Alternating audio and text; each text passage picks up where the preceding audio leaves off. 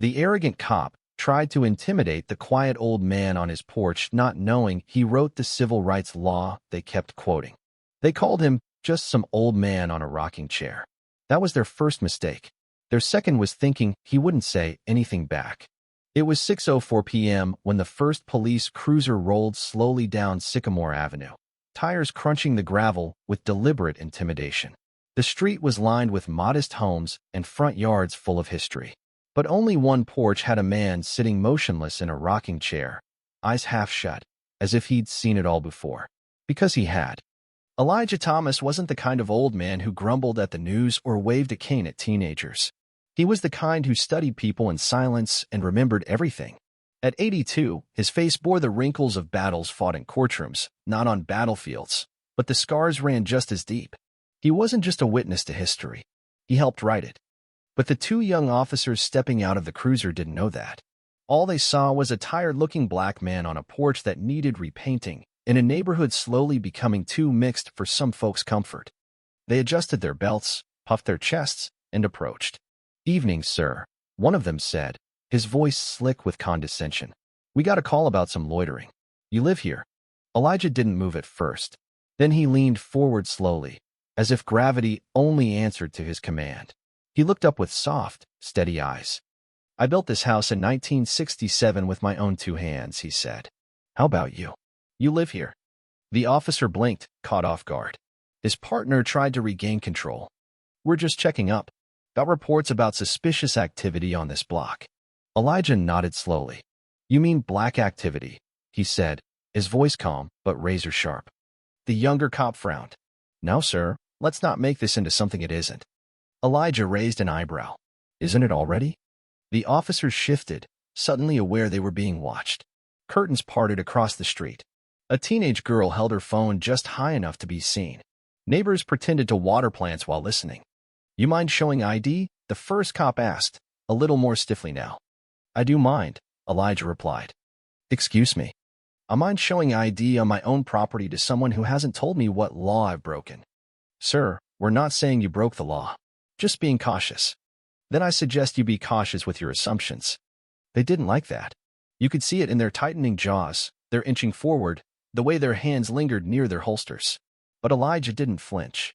He rocked once, slowly. Then he said something that made the taller officer's jaw clench. "I wrote the Fair Community Enforcement Act of 1981, Elijah said. Section 3. Subsection 7. The one that prohibits officers from detaining civilians on private property without reasonable suspicion or probable cause. It's the same clause they quoted in the academy when they told you not to be a fool in neighborhoods like this one." Silence. The taller officer blinked. "Wait, you wrote?" "Yes," Elijah said. "I wrote the law you're standing on." The younger cop shifted. "Sir, we're just—" Elijah raised a hand. "I've sat before senators who barked louder than you. I've been told to leave courthouses I helped design. But let me be very clear. I will not be intimidated on the porch I paid for, in the neighborhood I fought for, under a flag I bled for." That's when something changed. The taller officer stepped back just a little, like someone who suddenly realized the fire hydrant they were kicking might be wired to explode. But Elijah wasn't finished. "You should leave," he said, "before you make a mistake that ends both your careers and starts something much bigger than either of you." They left. They didn't say anything else. Just walked back to the cruiser and drove away. But the damage was done. The moment went viral within hours. That teenage girl's video hit 3 million views overnight. Hashtags like the porch lawyer and he wrote the law trended for days. People dug up Elijah's old court cases, his work with the Civil Rights Commission, even grainy footage of him standing behind Thurgood Marshall in the late 70s. No one could believe he'd lived right there on Sycamore Avenue all this time. But Elijah wasn't interested in fame. He never had been. What bothered him wasn't the attention. It was that, after all these decades, it still happened. The uniform changed. The names changed. But the questions never did. "Do you live here? Can we see your ID? What are you doing here?" And that's what led him back to the one place he hadn't been in 20 years, the city council building. He dusted off his old briefcase and his older suit. Walked up the steps at dawn, just like he used to. And when they saw him, jaws dropped. Some whispered, "Is that?" Others stood. He waited until public comment. And then he stood at the podium. "My name is Elijah Franklin Thomas," he said. "Some of you know me. Most of you don't. But every one of you has a job because of people like me." A pause. "Let me remind you of something you've all forgotten. Laws are only as good as the people who enforce them. And right now, your enforcement has forgotten the people it swore to serve." He reached into his briefcase and held up a yellowed piece of paper.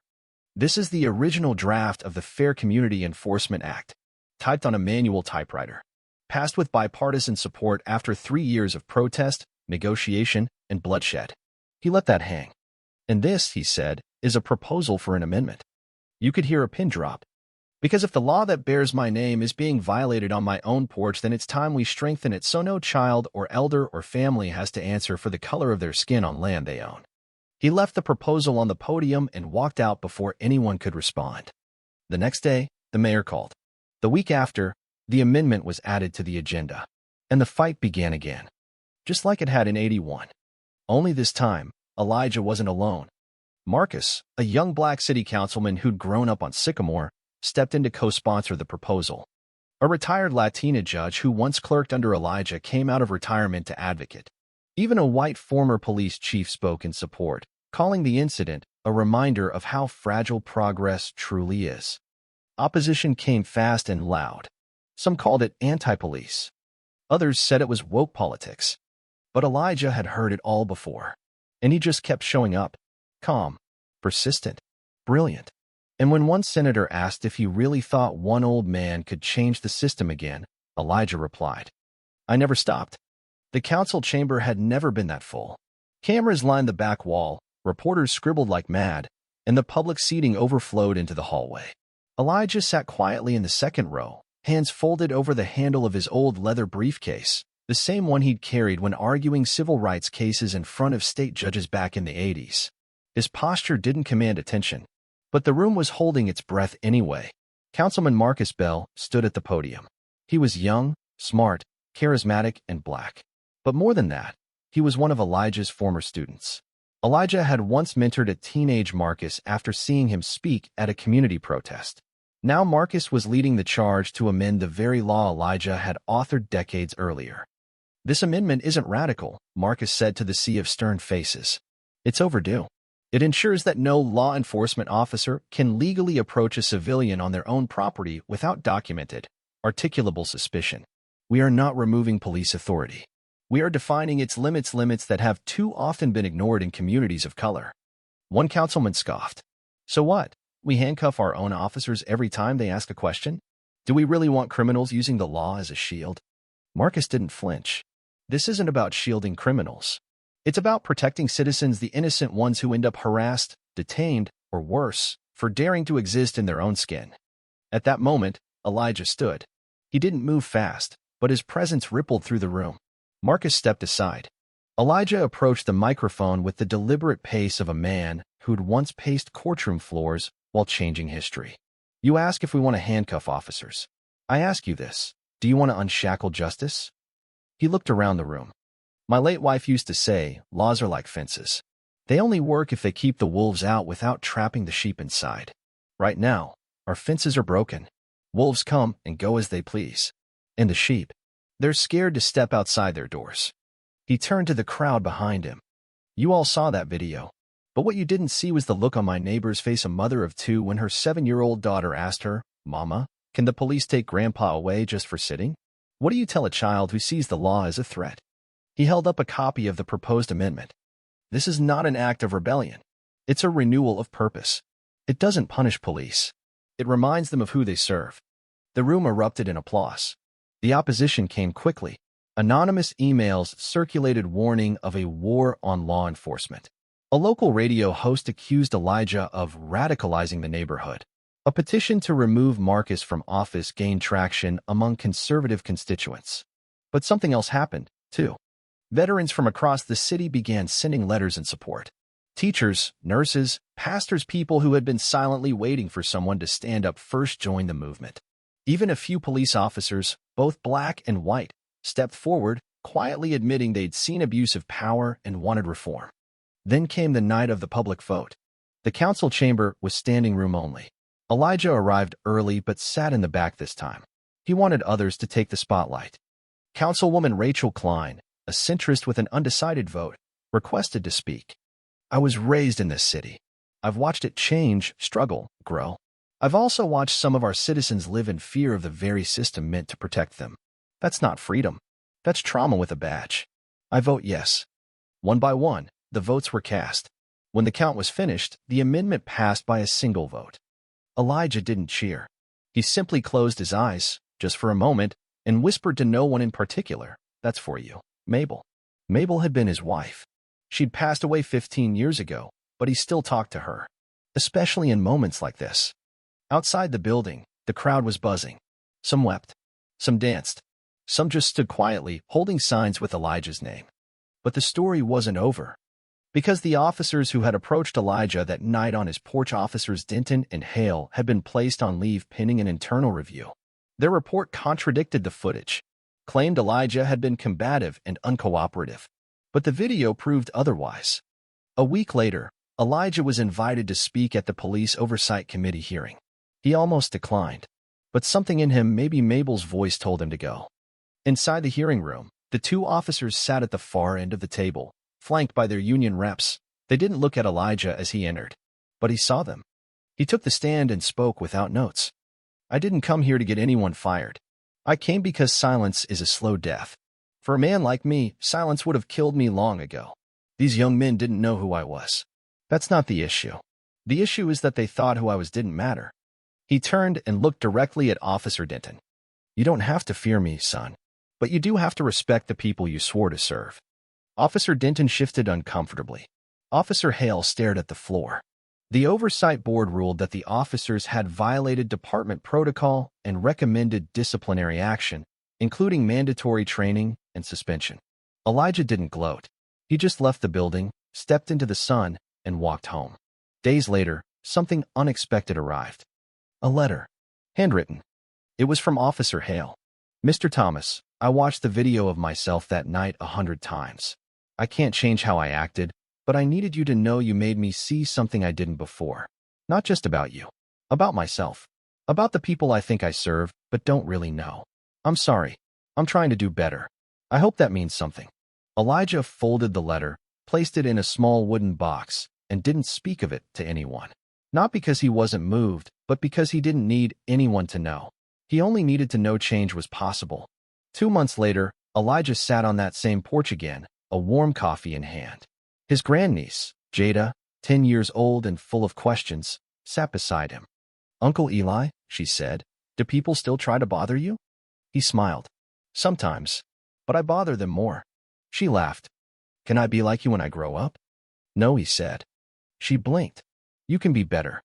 And with that, he rocked back in his chair, sun on his face, breeze in his hair, knowing the porch was no longer just his.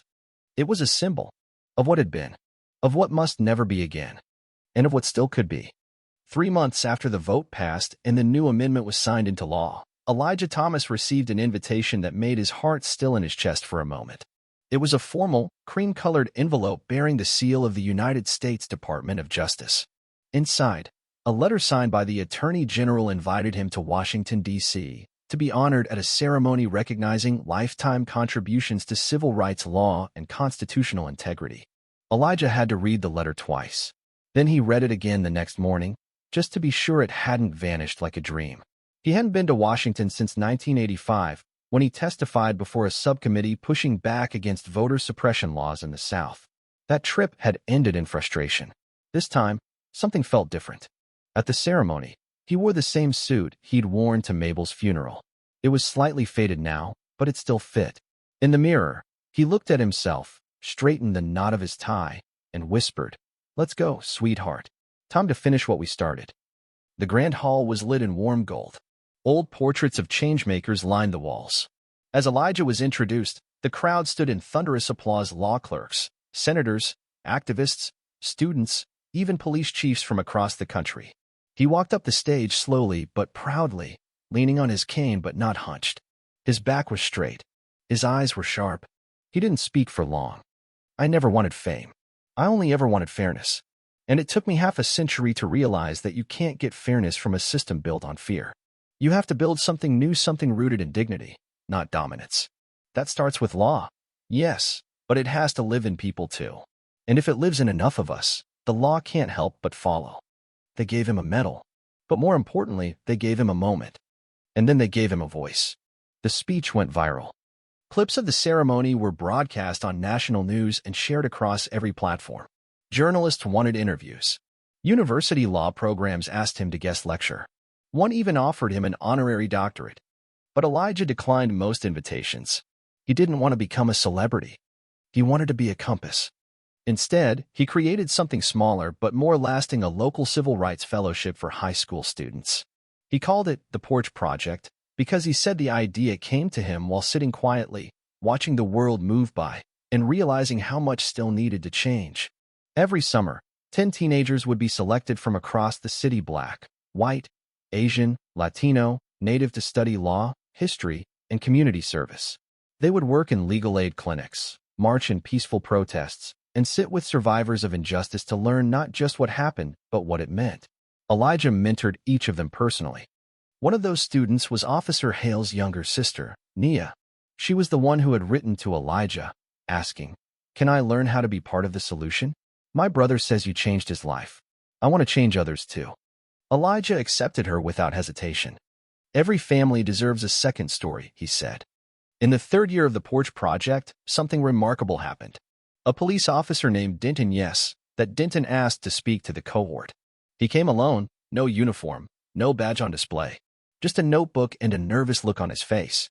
"I don't know how to say this," he began, "but I want to apologize in person. I've been in counseling, diversity training, everything the department ordered. But that's not why I'm here. I'm here because Mr. Thomas didn't ruin me. He woke me up, and I want you to know what that looks like, not because I'm proud of who I was, but because I'm trying to be someone better." He told them about his upbringing. His father, a military man with old-school views. His own ignorance. His fear. His shame. And then he talked about the night he pulled up to Elijah's porch. How do you even begin to apologize to someone you tried to humiliate, someone who turned out to be the author of the laws you swore to uphold? Elijah stood at the back of the room, silent. He didn't nod. He didn't smile. But when Denton finished, Elijah walked up, placed a hand on the officer's shoulder, and simply said, "Keep showing up." By year 5, the Porch Project had been replicated in 12 cities. Elijah became more than a quiet old man on a porch. He became a symbol not of anger or blame, but of power reclaimed, wisdom earned, justice lived. One day, during a city festival, a young boy, maybe 8 or 9, ran up to him. "You're the man from the video, right?" he said. "I suppose I am," Elijah replied with a chuckle. "My mom says you made the cops follow the rules again." Elijah knelt beside the boy, his knees creaking, and said, "I just reminded them that the rules were already there." The boy thought for a second, then asked, "Can I sit on your porch someday?" Elijah smiled, eyes moistening. "It's already yours." Years passed, and one summer evening, Elijah didn't come out to the porch. Neighbors noticed. A few knocked. No answer. Inside, they found him peacefully passed in his sleep. The copy of the Civil Rights Act he helped amend was laid across his chest, and beside him was Mabel's photo, worn and smiling. The city mourned. A candlelight vigil stretched across 5 blocks. The mayor ordered the flag flown at half-mast. Schools taught his story that fall. The police department named a scholarship in his honor. And the porch? The city designated it a local landmark, not because it was grand, but because it had been witness to confrontation, to truth, to courage, to change. And so now, in a quiet neighborhood in a city that still has work to do, there is a porch with no man but many memories. And if you sit there long enough, in the fading light of day, you just might hear a whisper in the breeze. Keep showing up. Because justice doesn't start in courtrooms or chambers. It starts on porches. It starts at home. And it starts again and again with those brave enough to write the law, and kinder still to forgive those who once forgot it.